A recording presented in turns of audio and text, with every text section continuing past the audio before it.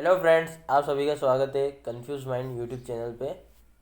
आज इस वीडियो में हम डिस्कस करने वाले हैं मनोविश्लेषणात्मक सिद्धांत के बारे में, जिसको हम इंग्लिश में बोलते हैं साइको एनालिटिकल थ्योरी। डिस्कस करने वाले हैं हम उसके जो भी ईगो और सुपर ईगो, ये जो ईदम, परायम और अहम जो पढ़ते हैं हम उसको डिस्कस करेंगे और उनको एग्जाम्पल से साफ समझेंगे, ताकि हमको क्या है कि आसानी से समझ में आ जाए। ठीक है, तो इजीली हम समझाने की कोशिश कर रहे हैं और यहाँ पर आगे इसके क्वेश्चंस भी करेंगे नेक्स्ट वीडियो में। तो प्लीज़ वीडियो को स्टार्ट से एंड तक पूरी देखिएगा। तो वीडियो को शुरू करते हैं, सबसे पहले बात करते हैं मनोविश्लेषणात्मक सिद्धांत किसने दिया।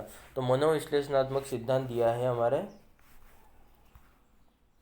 सिगमंड फ्रायड, जो एक साइकोलॉजिस्ट थे। सिगमंड फ्रायड, उन्होंने क्या दिया है, मनोविश्लेषणात्मक सिद्धांत के दिया है, या फिर हम बोल सकते हैं father of psycho analytical theory कौन है, सिगमंड फ्रायड है। तो कहीं भी क्वेश्चन आता है कि मनोविश्लेषणात्मक सिद्धांत के प्रवर्तक कौन है, तो हम क्या बोल सकते हैं, सिगमंड फ्रायड है। ठीक है, अब यहाँ पर इन्होंने क्या किया, व्यक्तित्व को 3 भागों में बांटा।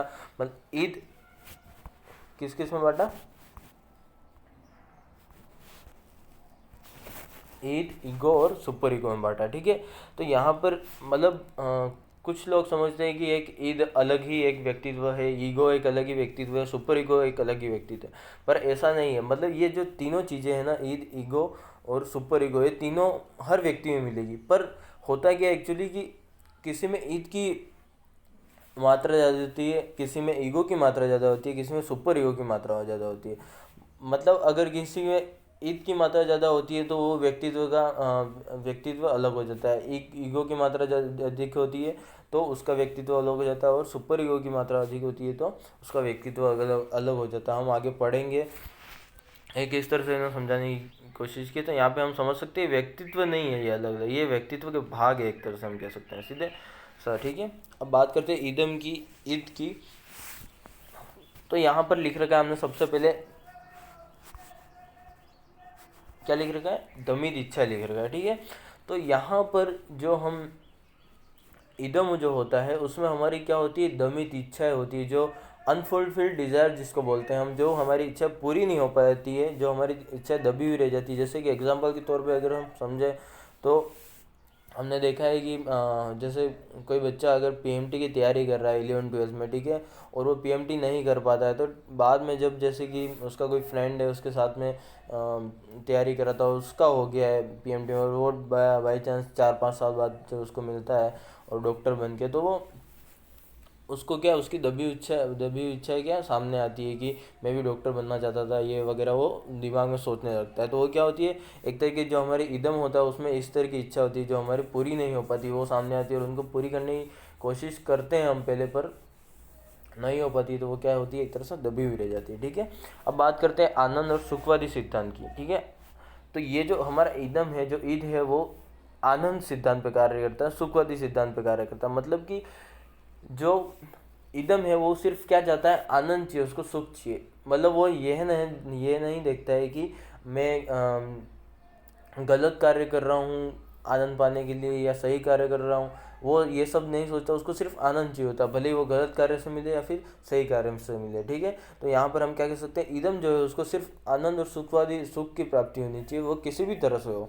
ठीक है, तो ये समझ सकते हैं, यहाँ पे लिख रखा हमने तुरंत सुख, आनंद व संतुष्टि। मतलब इसको क्या है कि इदम को तुरंत सुख चाहिए, तुरंत आनंद चाहिए, तुरंत संतुष्टि चाहिए। मतलब कि कोई भी चीज़ अगर किसी व्यक्ति में अगर ईदम की मात्रा ज़्यादा है, किसी व्यक्तित्व में ईदम की मात्रा ज़्यादा है, तो वो व्यक्ति मतलब किसी भी चीज़ को तुरंत पाना चाहता है। मतलब जैसे मान लीजिए उसको भूख लग गई तो भूख पे अपना कंट्रोल नहीं कर पाएगा, मतलब उसको तुरंत खाना चाहिए। कोई व्यक्ति होते हैं जो बिल्कुल भी भूखे नहीं रह पाते, और जैसे मान लीजिए कुछ व्यक्ति को नींद आती है तो वो नींद पे बिल्कुल भी कंट्रोल नहीं कर पाते, क्या, उनको तुरंत सोना होता है। तो इस तरह की जब वो तुरंत सुख चाहते, तुरंत आनंद चाहते, संतुष्टि चाहते, तो वो क्या हो जाता है, ईदम हो जाता है। ठीक है, और जैसे कुछ लोग होते हैं जैसे उनको, जैसे बच्चों का ही देख लें हम, जैसे 5 6 साल के बच्चे होते हैं, ठीक है, उनको अगर खिलौना चाहिए होता है तो वो क्या करते हैं, रोने लग जाते हैं ना, बार बार मम्मी पापा से कहते हैं। तो इस तरह की चीज़ें जो होती है उनको तुरंत सुख, आनंद व संतुष्टि चाहिए होती है। ठीक है, तो इसलिए होती है। और यहाँ पे लिख रखा है नेक्स्ट, शारीरिक मांगे। ठीक है, शारीरिक मांगे मतलब कि यहाँ पर क्या होता है, शारीरिक मांगे हावी हो जाती है, मानसिक जो हमारी शक्ति होती है उन पर हावी हो जाती है। कैसे हावी हो जाती है हम देखें अगर, तो एग्जाम्पल के तौर पे, तो जैसे कि ये अभी हमने देखा कि नींद है, हमारी भूख है, सेक्सुअल अर्ज जिसको बोलते हैं, काम भावना होती है। जैसे अभी अब रेपिस्ट वगैरह जो लोग होते हैं उनके अंदर ईदम की मात्रा ज़्यादा होती है, वो अपनी जो काम भावनाएं होती है उस पर कंट्रोल नहीं कर पाते, वो इसलिए इस तरह की जो अमानवीय चीज़ें होती है वो होती है। तो ईंधन की मात्रा की वजह से क्या होता है कि इस तरह की जो गलत चीज़ें होती है वो होती है। वो क्या चाहता है, तुरंत सुख चाहता है, तुरंत संतुष्टि चाहता है, इसलिए इस तरह की रेप वगैरह जो चीज़ें होती है वो उसका कारण है ये एक। ठीक है, तो हम समझ सकते हैं। यहाँ पे बात करते हैं नेक्स्ट अचेतन मन की।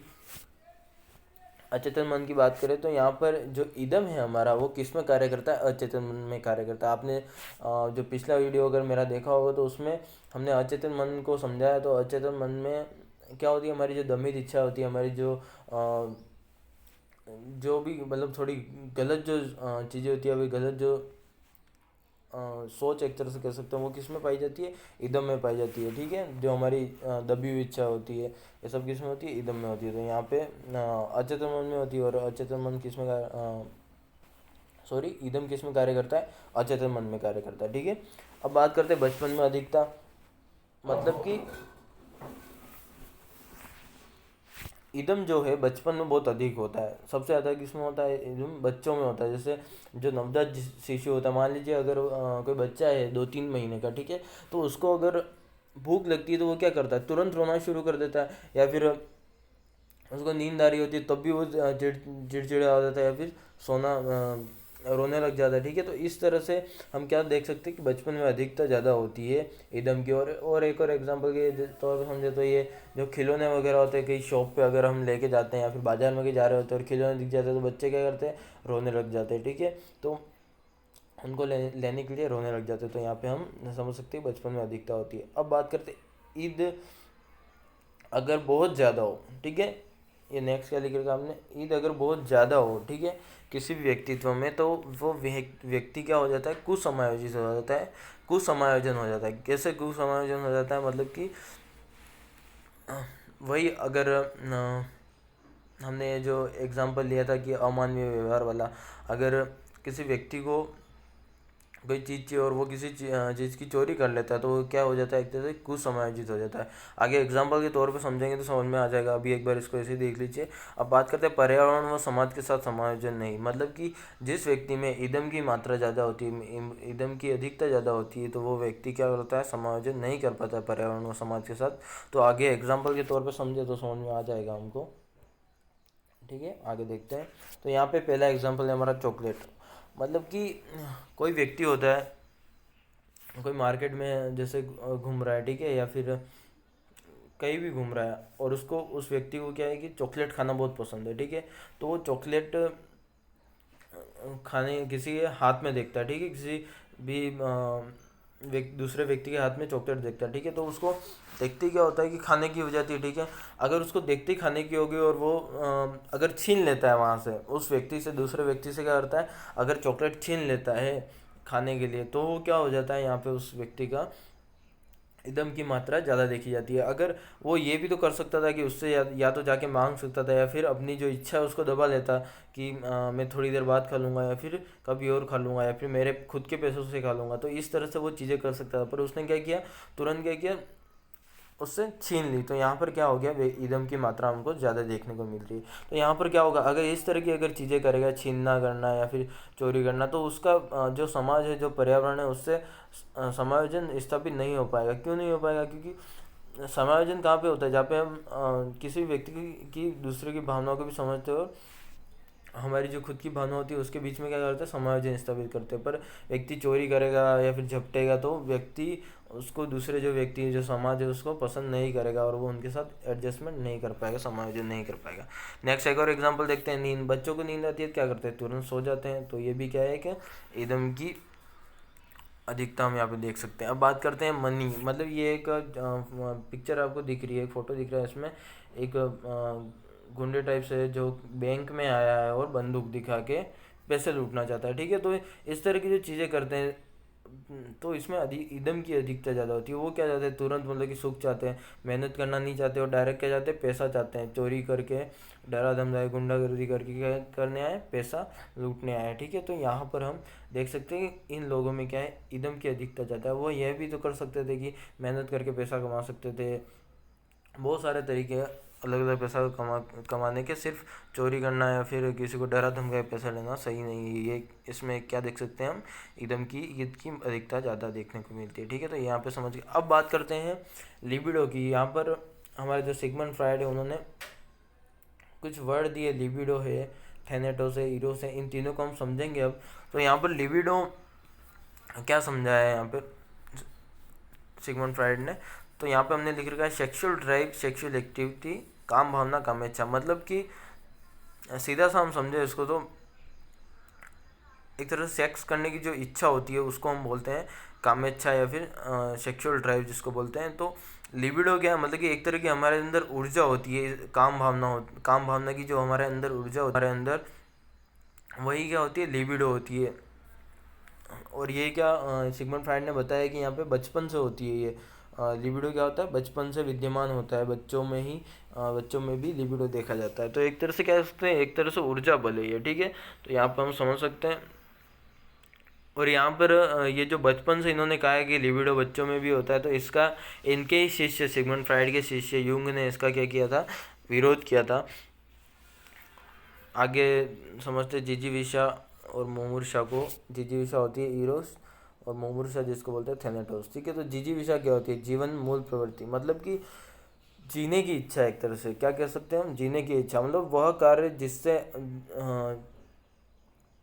जीने के लिए हम जो कार्य करते हैं ना, जीने की जिसमें इच्छा होती है, उस व्यक्ति के कार्य हमको पहचान में आ जाते हैं। जैसे कोई भी व्यक्ति है, अगर जीना चाहता है, एक अच्छा जीवन व्यतीत करना चाहता है, तो वो अनैतिक कार्य नहीं करता, अमानवीय कार्य नहीं करता। वो एक अच्छा अपना घर बनाएगा, चोरी चकारी करके वो ऐसे काम करके अपना घर चलाने की कोशिश नहीं करेगा।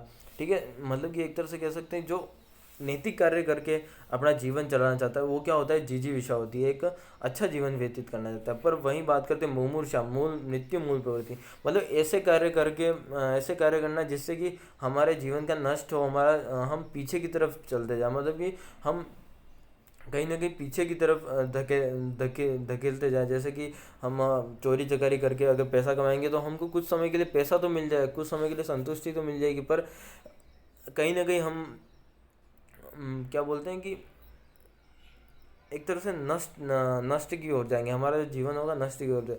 कितनी दिन चोरी करोगे, कभी ना कभी पकड़ा जाओगे, या फिर कुछ ना कुछ हमारे साथ कहीं ना कहीं हमको भरना पड़ेगा उस चीज़ का, चोरी करने का, या फिर कहीं ना कहीं हमारे साथ ऐसी कुछ चीज़ें होगी जिससे हमको सिर्फ नुकसान होगा। ठीक है, तो हम क्या बोल सकते हैं कि जिजीविषा क्या है, हीरोस क्या है, मतलब कि जो चीज़ें हम जीवन को एक अच्छे व्यतीत करने के लिए करते हैं, वो क्या होती है, जिजीविषा होती है। किसी की सहायता करना, किसी के साथ स्नेह से रहना, अपना एक अच्छा घर बनाना, एक अच्छा कार्य करना, मेहनत करके पैसा कमाना, वो सब क्या होती है, जिजीविषा होती है। वही बात करें मुमुर्षा थैनेटोस की, तो थैनेटोस मतलब एक तरह से गुस्सा करते हैं, जो चिड़चिड़ेपन ज़्यादा करते हैं, जो चोरी चकारी करते हैं, मतलब जो गलत कार्य करते हैं, अनैतिक कार्य करते हैं, जो समायोजन नहीं स्थापित कर पाते एक तरह से समाज के साथ, वो सब चीज़ें समायोजन असमायोजित करने में जिस व्यक्ति को वो हेल्प करती है, वो सब क्या होती है, मुमूर्षा, मृत्यु की ओर, नष्ट की ओर जाने वाली इच्छाएं होती है। ठीक है, तो हम यहाँ पे समझ सकते हैं।